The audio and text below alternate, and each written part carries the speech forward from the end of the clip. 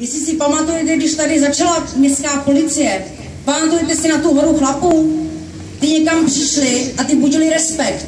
A bylo jim jedno, jestli je bílej, žlutý, červený nebo modrý. Prostě byl bordel, šli tam a uklidili.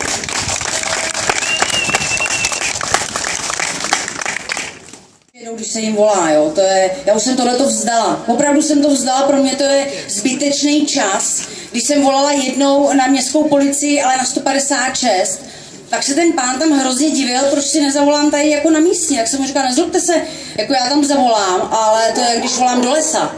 Prostě nic. A on mi řekl, že je spousta lidí z Varnsdorfu, který tam volají.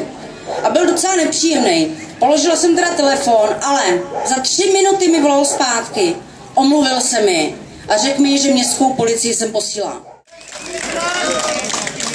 Městskou policii samozřejmě nemůžu na ně házet jenom špínu, vidíme ji, taky ji vidíme, když jsou někde dětské akce, tak tam určitě jsou, teďka tady byly zdravýma ptákama, nádherný to bylo, takže tam taky se procházeli po tom hřišti, jo, ale tam potřeba nejsou, protože tam jsou učitelé, normálně na hřišti jsou rodiče s dětma a ty si je hlídají.